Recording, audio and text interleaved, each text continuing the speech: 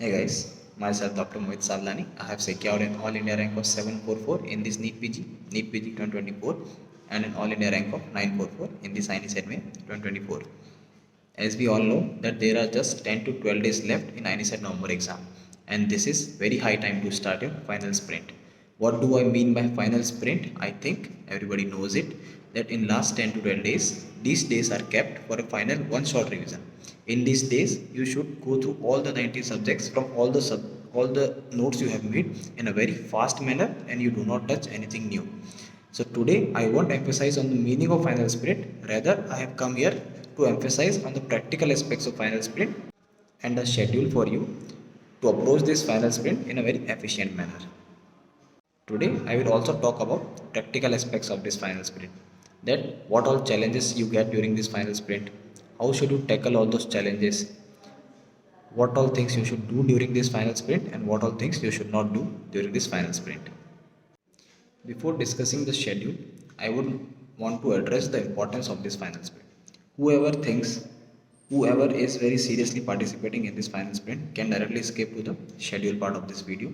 But whosoever is still not convinced that whether he should participate in this final sprint or not, just listen to me for few minutes.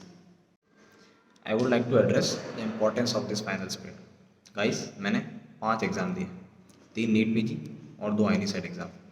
But every time, her exam से पहले last 10 days को मैंने बहुत serious लिया. मतलब मैंने हर exam से पहले फाइनल स्प्रिंट में पार्टिसिपेट किया है. भले ही मुझे पता था, इसमें से 3 एग्ज़ाम में तो मुझे पता था कि I do not stand a chance, even not 10%. Still, I participated in the final sprint very seriously. Why? Because of a very important reason. This phase prepares you for the last final storm. The final storm which will come before last 10 days of NEET PG. When you will give NEET PG in 2025. जो वो आखिरी के 10 दिन होंगे ना, तब आप मुझे याद करोगे और मेरे वर्ड्स को याद करोगे. They literally looks like a final storm. मैंने बहुत से लोगों को देखा है, इंसोम्निया हो जाता है, एंजाइटी अटैक्स आते हैं, पैनिक अटैक्स आते हैं. लोग साइकियाट्रिस्ट कंसल्टेशन लेना चालू कर देते उन लास्ट 10 टू 15 डेज़ में. तो वो जो फाइनल स्टॉर्म होता है, उसको झेलना हर किसी के बस की बात नहीं होती है. उस फाइनल स्टॉर्म को जो झेल जाते हैं वो बहुत अच्छा कर जाते हैं एग्ज़ाम में, और जो नहीं झेल पाते, भले ही उनकी प्रिपरेशन एक नेक्स्ट लेवल पे हो, स्टिल उनकी रैंक डिटेरिएट हो जाती है. तो उस फेज़ के लिए प्रिपेयर करता है आपको ये फाइनल स्टॉर्म की प्रैक्टिस, जिसका नाम है फाइनल स्प्रिंट. प्रेशर को फील करना ज़रूरी है, उसको आपकी बॉडी को उससे अडप्ट होना ज़रूरी है. तो as you can see guys, मैंने ये शेड्यूल बनाया है लास्ट 10 डेज़ का अपनी लास्ट फाइनल स्प्रिंट के लिए. इसमें आप देख सकते हैं, बिकॉज मैं ये वीडियो अपलोड करने में लेट हो गया हूँ, इसलिए मैंने 1 नवंबर को यानी on the day of Diwali को भी कुछ सिलेबस को इंक्लूड किया है. But if you want you can skip it. इसीलिए मैंने 1 नवंबर को ऐसे सब्जेक्ट्स डाले हैं जिनको अगर आप स्किप भी कर देंगे तो कोई मेजर लॉस नहीं होगा. ट्रस्ट मी, मैं पर्सनली इन सब्जेक्ट्स को स्किप करना रेकमेंड करता हूँ. अगर आपके पास टाइम नहीं है, अगर आप कम सब्जेक्ट्स ही पढ़ पा रहे हैं तो स्किप, अगर आपको कुछ सब्जेक्ट्स स्किप करने हैं तो इन सब्जेक्ट्स को स्किप कर सकते हैं. अब आप इस शेड्यूल को देखिए. सबसे पहले 30th अक्टूबर को मैंने इंक्लूड किया है माइक्रो प्लस एफएमटी को. मैंने ऐसे सब्जेक्ट्स जो कंसेप्चुअल है, जिनमें ज़्यादा रटना नहीं पड़ता, थोड़ा सा याद ज़्यादा करना पड़ता है, उनको मैंने अर्ली पार्ट ऑफ वीडियो में रखा है. माइक्रो में थोड़ा रटना पड़ता है, बट माइक्रो याद रहता है और उससे क्वेश्चंस बन जाते हैं अगर आपने पहले भी पढ़ रखा हो. That's why I have kept it earlier in the schedule. Micro important भी है, इसलिए भी इसको पहले रखा है. सबसे पहले आपको माइक्रो प्लस एफएमटी करना है 30th को. अब देखो, मैंने बहुत सारी जगह 2-2 सब्जेक्ट्स को कंपाइल किया है. ये करना ज़रूरी है और करना ही पड़ेगा. आखिरी 10 डेज़ में अगर आपको 19 सब्जेक्ट्स रिवाइज करने हैं, so you don't have time to give 1 subject 1 day. You will have to do at least 2 subjects per day. और ये कैसे होगा, बहुत डाउट आते हैं. This quite normal. सबको लगता है, सबको बहुत ओवरवेलमिंग लगता है कि यार इतना सारा कैसे होगा. हमसे तो पहले एक दिन में एक सब्जेक्ट भी नहीं होता था, अब एक दिन में 2-2 सब्जेक्ट्स कैसे करेंगे. So don't worry guys, I am also with you in this journey. भले ही मेरी 744 रैंक हो, स्टिल अगर मुझे आज ये शेड्यूल को फॉलो करना है तो सेम फीलिंग मुझे भी आएगा कि एक दिन में 2 सब्जेक्ट्स कैसे करूँगा। तो ये जो फीलिंग है ये सभी को आती है, ये टोटली नॉर्मल फिनोमेना है। इसके बारे में ज़्यादा नहीं सोचना है, आपको ऐसे सोचना है कि ये जो मेरे साथ हो रहा है ये सभी के साथ हो रहा है। अब आप में और उनमें जो चीज़ एक डिफरेंस क्रिएट करेगी आपकी रैंक में और उनकी रैंक में, वो है how is your mindset, how do you take this pressure. आप इस प्रेशर को कैसे लेते हैं और कैसे परफॉर्म करते हैं।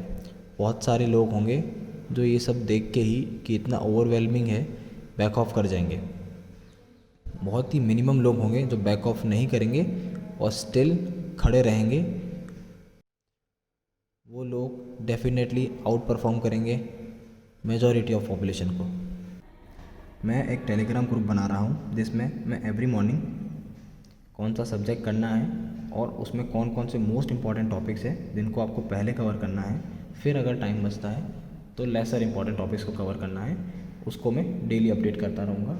और फिर एक इवनिंग में जो मैंने बोला था कि 100 बज़वर्ड्स बताऊँगा पर सब्जेक्ट, उसकी PDF को भी अपलोड करूँगा।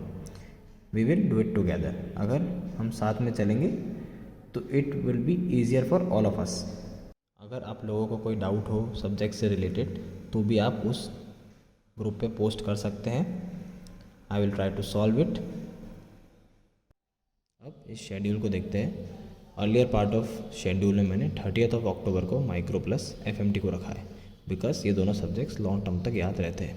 उसके बाद मैंने बायोकेमिस्ट्री और पीडिया को साथ में रखा है बिकॉज इन दोनों में बहुत सारे जो टॉपिक्स हैं वो ओवरलैपिंग होते हैं। उसके बाद 1 नवंबर को मैंने बहुत ही लेसर इंपॉर्टेंट टॉपिक्स या लेसर इंपॉर्टेंट सब्जेक्ट्स जो मुझे पर्सनली लगते हैं उन्हें रखा है, एनेस्थीसिया, रेडियो और ऑफ्थेल। एनेस्थीसिया क्योंकि इससे हमेशा 3 ही क्वेश्चंस आते हैं जिसमें से एक क्वेश्चन सभी से बनता है, एक क्वेश्चन बहुत हार्ड होता है वो किसी से नहीं बनता है, और सिर्फ एक क्वेश्चन ऐसा होता है जो किसी ने अच्छे से पढ़ाई की हो तो उससे बनता है। तो उस एक क्वेश्चन के लिए इतनी मेहनत करना मुझे ज़्यादा वर्थ इट नहीं लगता है। रेडियो हमेशा ही सिस्टम में काम करता है। अगर आप अदर सब्जेक्ट्स को अच्छे से करते हैं तो रेडियो भी बन जाता है। ऑफ्थेल्मोलॉजी की बात करें, ऑफ्थेल्मोलॉजी लास्ट 3 एम्स जो मैंने दिए थे उसमें से लास्ट 2 एम्स में बहुत टफ आया था। सेम केस फार्मा के साथ भी है। तो मैं इन दोनों को जनरली लास्ट में पढ़ना पसंद करता हूँ, सबसे लास्ट में इनको रेकमेंड करता हूँ क्योंकि ये दोनों ही सब्जेक्ट्स वॉलेटाइल भी है प्लस बहुत डिफ़िकल्ट भी आते हैं वहाँ पे, तो उनको बनाना भी बहुत मुश्किल हो जाता है। वहाँ पे इनके क्वेश्चन सॉल्व करना भी बहुत मुश्किल हो जाता है। इसीलिए मैंने 1 नवंबर को ये 3 सब्जेक्ट्स रखे हैं क्योंकि अगर आपसे ये स्किप भी हो जाते हैं तो कोई टेंशन की बात नहीं है, कोई मेजर लॉस नहीं होगा, आई गारंटी यू। उसके बाद 2nd, 3rd और 4th को आप इंटीग्रेटेड सिस्टम पढ़ सकते हैं। जो भी BTR को या फर्स्ट एड को फॉलो करते हैं उनके लिए इंटीग्रेटेड सिस्टम के लिए मैंने 3 दिन दिए हैं बिकॉज थोड़ा बड़ा है और 4 सब्जेक्ट्स कवर होते हैं, physio, pharma, patho and medicine. 3 दिन डिजर्व करता है। लेकिन जो इंटीग्रेटेड सिस्टम फॉलो नहीं कर रहा है उसके लिए मैंने सेपरेट सब्जेक्ट्स लिखे हैं। सबसे पहले आप पैथो को पढ़िए क्योंकि पैथो कंसेप्चुअल है इसलिए अर्लियर पार्ट में लिखा है।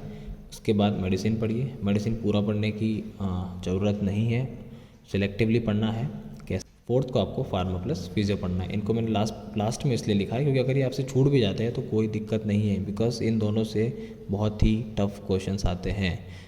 तो आप जितनी मेहनत इन सब्जेक्ट्स को पढ़ने में करते हैं जनरली उतना यील्ड ये नहीं देते हैं। वहाँ पे इनसे क्वेश्चन सॉल्व करना कंपैरेटिवली टफ़र होता है, इसलिए इन्हें लास्ट पार्ट में लिखा है इंटीग्रेटेड सिस्टम के।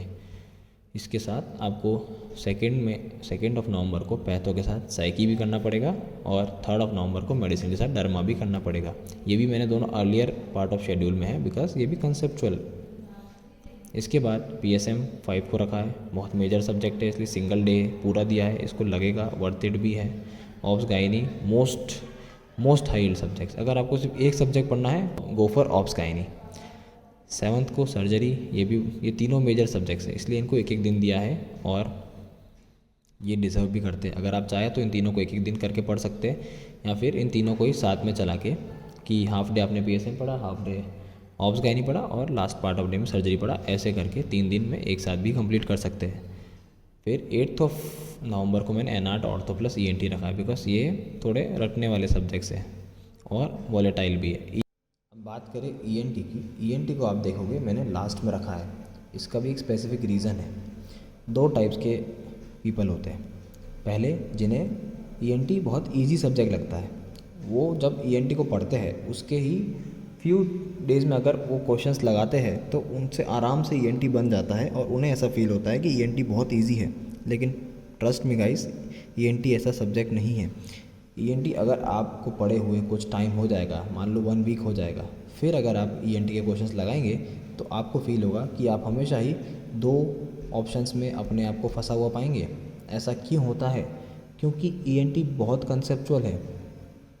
तो ऐसे लोग जिन्हें ईएनटी बहुत इजी लगता है वो भी वहाँ पे वो भी वहाँ पे चैलेंजेस फेस करते हैं 2 ऑप्शंस के बीच में।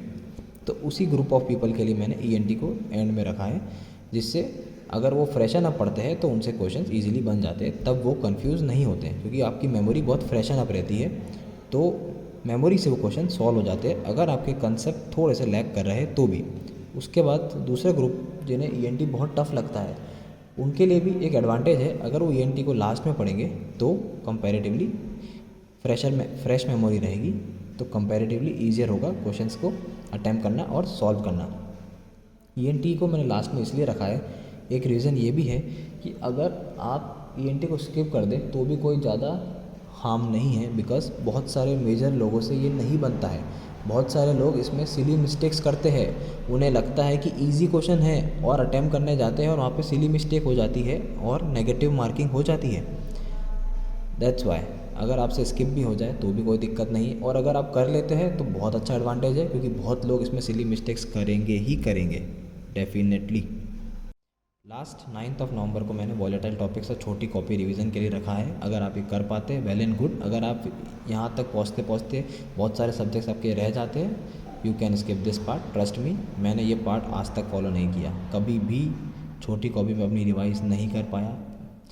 मैं हमेशा इन्हीं को कंप्लीट करने में रह गया, यही मेरे एक्सटेंड हो जाते थे यहाँ तक। बट ट्रस्ट मी, मैंने कभी भी ऐसा नहीं सोचा कि अब क्या होगा। सेल्फ डाउट कभी नहीं आने दिया। यही चीज़ करनी है, कीप योर कॉन्फिडेंस अप, भले ही वो सूडो कॉन्फिडेंस हो। ट्रस्ट मी, ये जो सूडो कॉन्फिडेंस की मैं बात कर रहा हूँ, it will play a very major role in your exam. Now how should your each day look like. सबसे पहले मॉर्निंग में 9 बजे उठ के या फिर 10 बजे उठ के 9 से 12 में या 10 से 1 के स्लॉट में हम एक मिक्स्ड बैग क्वेश्चन का कस्टम मॉड्यूल लगाएंगे, जिसके अंदर हम 19 के 19 सब्जेक्ट सिलेक्ट करेंगे और टैग सिर्फ एम्स का लेंगे, यानी सिर्फ PYQs ही करेंगे। इससे हमारे 3 पर्पज सॉल्व होंगे। पहला, हमारे ग्रेजुअली सारे PYQ सॉल्व हो जाएंगे। दूसरा, इस कस्टम मॉड्यूल के थ्रू हमें एक सूडो कॉन्फिडेंस जनरेट होगा, जिसकी बात मैंने प्रीवियस वीडियो में भी करी है, जो बहुत इंपॉर्टेंट है इस फाइनल स्प्रिंट को झेलने के लिए। फालतू के टैक्स मत लेना। ट्रस्ट मी, PYQs भी बहुत सारे हैं, उसमें भी लोग मिस्टेक करते हैं और PYQs ही इम्पोर्टेंट है राइट नाउ। तीसरा, हमारा ब्रेन अब कस्टम हो जाएगा इस टाइम स्लॉट में ऑल 19 सब्जेक्ट्स की तरफ सोचने में। जनरली हम क्या करते हैं, सब्जेक्ट पढ़ते हैं, उसी के सब्जेक्ट टेस्ट देते जाते हैं। कस्टम क्वेश्चंस मतलब हम मिक्स्ड बैग क्वेश्चन जनरली कम करते हैं और फिर सीधा एग्जाम में करते हैं। तब एक प्रॉब्लम जो मैंने रियलाइज़ करी मुझे फेस होती थी, एक सब्जेक्ट से दूसरे सब्जेक्ट में शिफ्ट करना।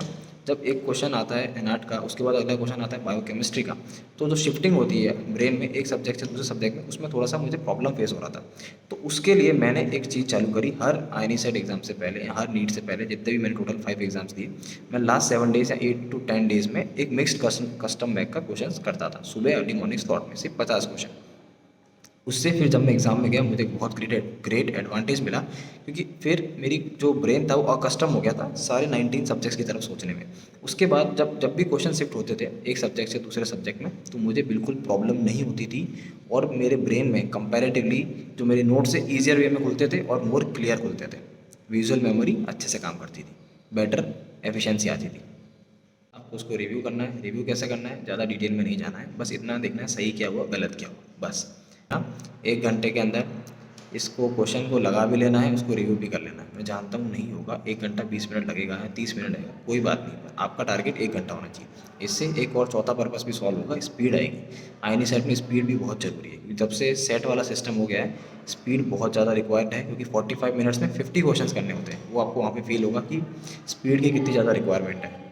उसके बाद मिक्स्ड कस्टम मैक करने के बाद आपको स्टार्ट करना है अपना सब्जेक्ट पढ़ना, जो भी शेड्यूल में प्लान्ड है। उस सब्जेक्ट को पढ़ने से पहले या फिर उस सब्जेक्ट को थोड़ा सा स्टार्ट करके 2-3 या 5 पेज पढ़ के आपको देना है एक सब्जेक्ट टेस्ट उसी सब्जेक्ट का। वो हमारा प्री सब्जेक्ट होगा, मतलब सब्जेक्ट पढ़ने से पहले।